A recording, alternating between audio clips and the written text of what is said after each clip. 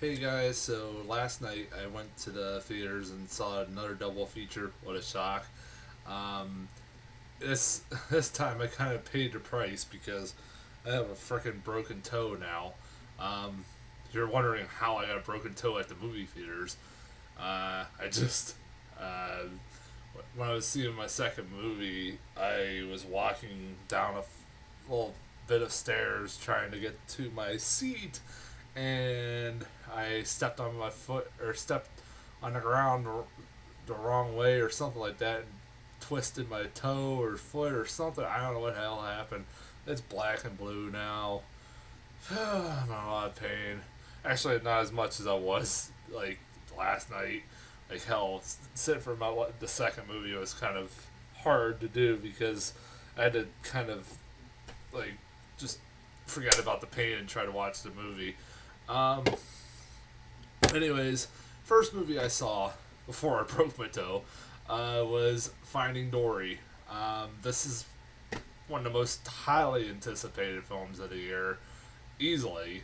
Uh, this probably is going to rival Captain America: Civil War in like making probably about as much money, if not more. I have a feeling this might be like the highest grossing film of the year by the end of this year, because by God, by the time I got to the theater, it's like it was a packed house, man. It was they put us in the biggest auditorium, and it was almost, I would say, about 90% full. It was really busy. That whole theater was busy last night. But anyways, I love Finding Nemo. I was looking forward to this because I love Finding Nemo, and it's one of my favorite Pixar movies. Up until I saw stuff like Wall-E, Up, Toy Story 3, and stuff like that, I would have said easily that was my favorite Pixar movie until I saw those. But I love Finding Nemo. I've seen it like dozens of times. So, like, obviously I was kind of looking forward to a sequel. And you know what? It was good. It was really good. I definitely enjoyed it. It was a really cute movie. I I don't I don't like it as much as I like the first one, which honestly I didn't uh, go in expecting that. And also, really, if you think about it, there's no point in this movie existing other than just kind of being a cash grab. Really, this movie didn't have to. But you know what? I still enjoyed it. I had a blast. I didn't regret watching it. This is one of the better Pixar sequels that isn't Toy Story. Definitely is. Really is.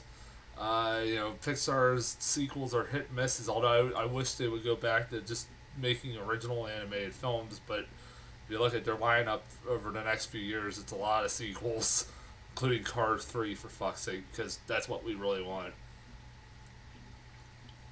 Anyways, um, everything, let's see, what did I like about this movie? I loved Ellen as Dory.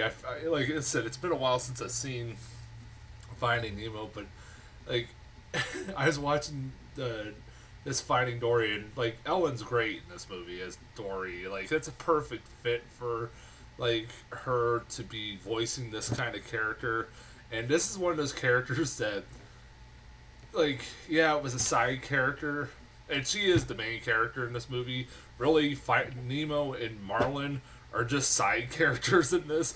Literally, I honestly, like, one of the things I could say about this movie is that really there was no point for Nemo and Marlin to even be in this thing at all, other than they were the main characters in the first one.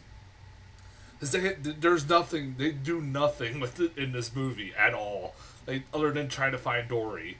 But like this, Dory has like a story arc in this movie, and like she is really good in this. Like Ellen is really good in this movie. Like it takes a character that, if it was voiced by the wrong person, it probably could have been really annoying and obnoxious. But because it's voiced by Ellen DeGeneres, she does it really well. The story, like that opening 5 minutes of this movie, is just like really heart wrenching. Oh my god! Like it's up there with like up the first. I don't know if it's up there with the first 5 minutes up, but it's close. Where it shows Dory as a little baby, like a little fish, and it shows her with her parents, played by Eugene Levy and Diane Keaton, and she um, it shows that she has short-term memory loss. That was kind of funny. That made me laugh. That's what she calls it, and she it shows how it gets to a point where she gets separated from her parents and she can't remember who she's missing, so she just swims around the ocean by herself for years and years and years trying to look for her parents. She don't know where she's at. It's kind of fucking depressing. It is. It's really goddamn depressing. Um, oh my god, that was like kind of traumatizing. Like I was like, damn, movie, that was the hardest thing. And like, spoiler alert, I will get this is really this is a spoiler, but really this is a Pixar movie. When it, like you get enough of the story arc to the point like with this character that when um, she finally does get to her parents, that is one emotional scene, man. I got teary eyed when she finally finds her parents, man. That was sad. It was like it was great. It was a great scene and like a really well done scene too. At the same time, I'm like, God damn it, Pixar, you're really good at making people feel emotions for fish, toys, uh, uh, a robot named Wally. I mean, it's like, come on, dude. They really have a good job of making you care about inanimate objects or like just other creatures, and it's kind of funny. And they're able to pull that off, and they do this in this movie. Um, Man, it does tug at your heartstrings. Another thing I really loved about this movie was just the wild bit of characters we get in this fucking thing. And that's one of the things I did like about the first one. There was a lot, like the first one, there was a lot of memorable side characters that you kind of like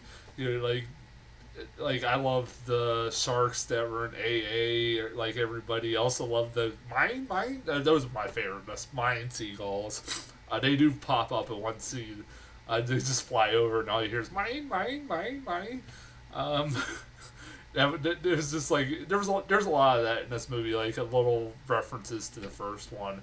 It's not like doesn't like beat you over the head with it, which I was fine with. At least they don't beat you over the head with it. There's like the turtles and everything else, but from the first one too in this. But there's a purpose to having them in there. Like at least there's a purpose to the turtles being in there. That's how they get from point A to point B. I kind of like that. It's, but anyways, damn it.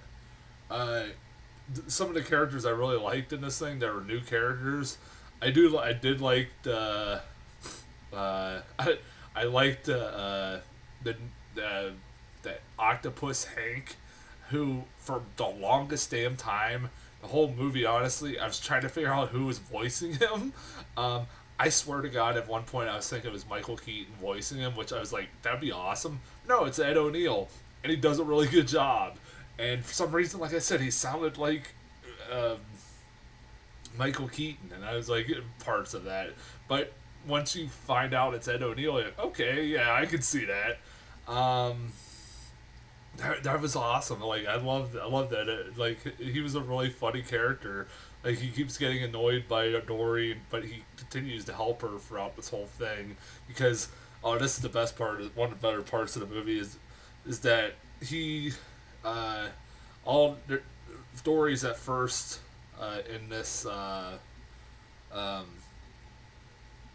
sanitary department of this zoo esque place that her parents are in, and Marine, yeah, and she like all the it's where all the sick fish are taken to, or the ones that are like not healthy, and all those fish are gonna be taken from this place in California to Cleveland, Ohio. That made me kind of laugh. And it's like it is kind of like to a zoo in Cleveland, Ohio, and that made me kind of laugh because I'm from Ohio and I'm about an hour from Cleveland. That made me laugh, and it made a lot of people in the theater laugh. Um, yeah, but yeah, that's all he wants to do is not be put back in the ocean. He just wants to go out to Cleveland to go to the zoo, and, and if he helps Dory, that then she will help him basically go to Cleveland and everything else. I like his character. It was pretty good. One of my favorite characters in this thing was that fucking weird ass bird, Becky. What the fuck was that? Like that was a great character. This weird ass bird that is like the weirdest thing I've ever seen in my entire life. It just like looks around and goes like that's all it does throughout the whole movie, and it is fucking hilarious. I don't know why it made me, but every time it popped up in the movie, it made me laugh really hard. I really like Becky in this thing. Also, really, really love those sea lions. That weird side plot where with the sea lions they're like sitting on a rock and they're just lazily sitting there, and then just out of fucking nowhere there's this weird looking other sea lion that keeps trying to get goofy looking sea lion that keeps like mischief looking sea lion that looks like something out of a Looney Tunes cartoon trying to get on the rock, and every time he does they knock him off and everything else, and like it keeps cutting back to this every fucking 2 minutes, like every 20 minutes, and it's really fucking funny for some reason. I don't know why it got me. I was like that, like one of the sea lions is voiced by Idris Elba, which was kind of funny. um yeah. uh Damn, the animation in this movie is incredible. There are parts of this movie like you're like, damn, that could I like when you, especially even also in the animation short, the short we got too with it, you're just sitting there like, how amazing how it has animation moved a long way. It's amazing how like beautiful like animation looks. It almost looks fucking realistic to the point at this point now. It looks like I have a hard time figuring out if that is animation or real footage. Sometimes it is. It's that startling anymore. You could have told me that some of the footage that you see is like is live action. Honestly, it looks that good. Although there are some weird parts of this movie with the animation. The one in particular that I remember that I it was just so weird. I'm sorry, this is weird, but this was weird to me.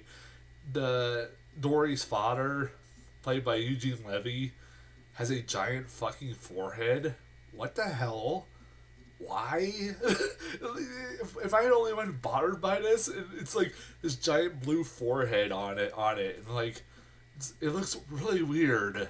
Like, and I think there was few other blue fish that, I guess that are males that have that same look. I'm like, why do all the male bluefish have foreheads? Why? That looks really weird. If I only wasn't bothered by that, it looked really, really weird. Um, I'm trying to think else what else to talk about.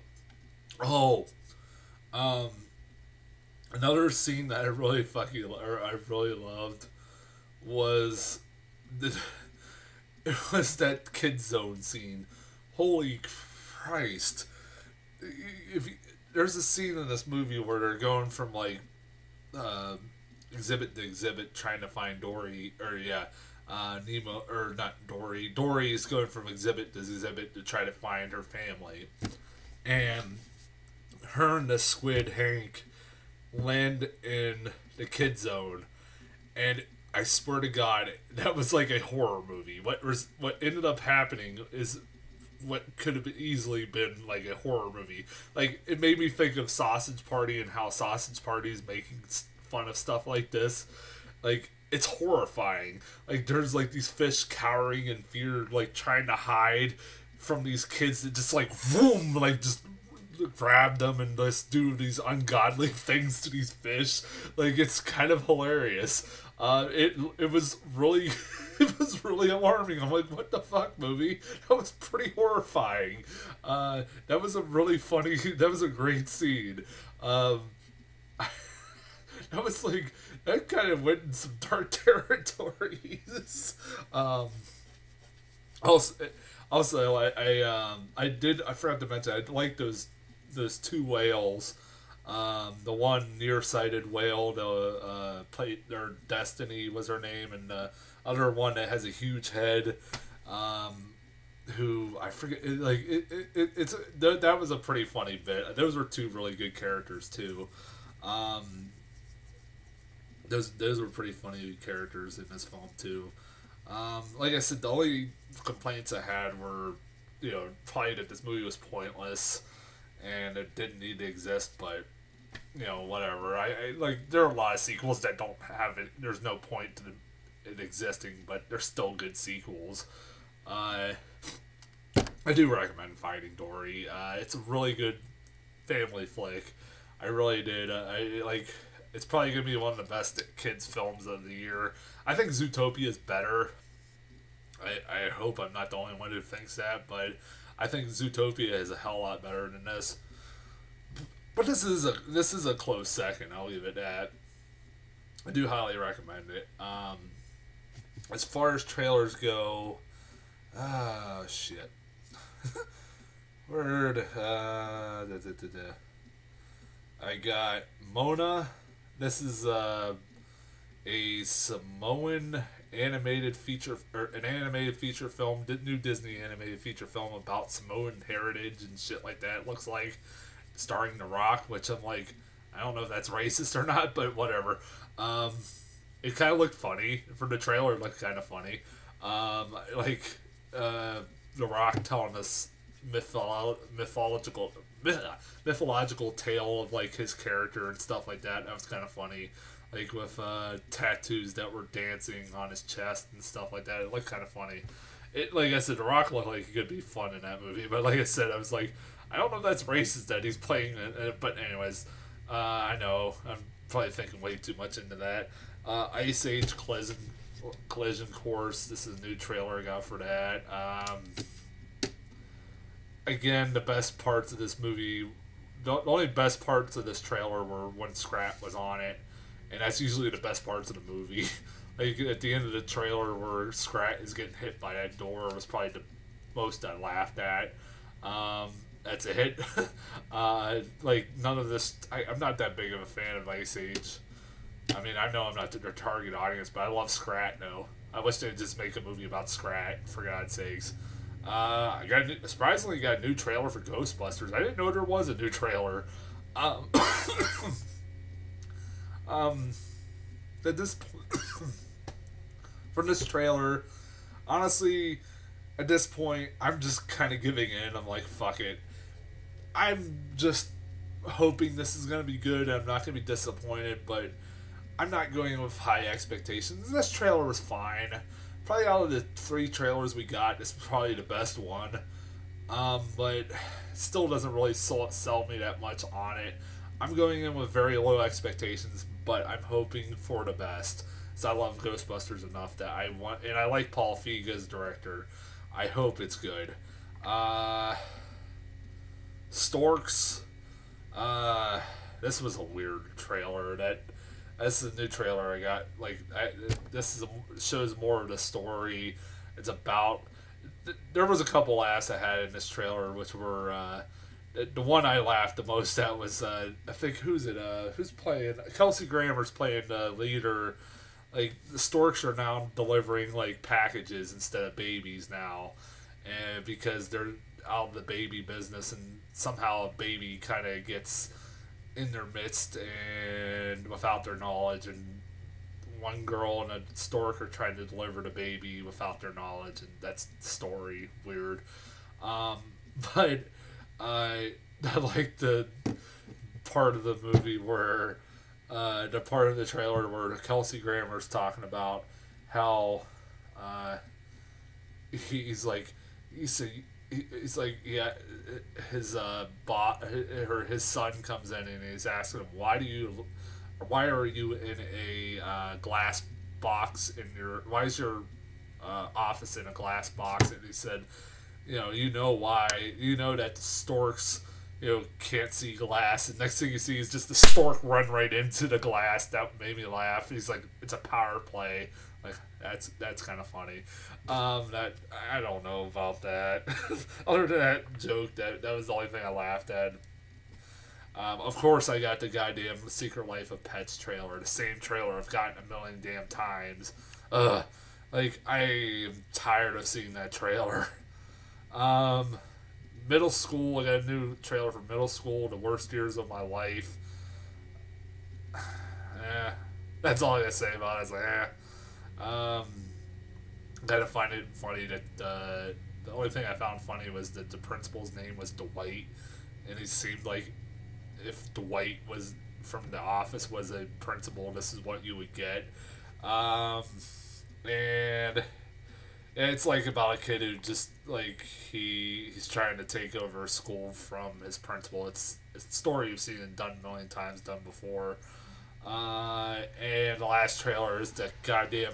I can't believe this is still coming out. 9 Lives, where Kevin Spacey is a guy who's a CEO, successful CEO who has no time for his family. So Christopher Walken turns him into a cat. That's all you need to know. That's retarded. And his family adopts this cat. And I'm like, really, Kevin Spacey has. Are you that desperate for work? Who the fuck dragged you into this? Fire your agent, man. And also Barry Levinson, the guy who made Men in Black and shit like that, is doing this. Why? Why? Like, you're better than this, man. That's as far as trailers go. I'll be back in a few minutes with my other review.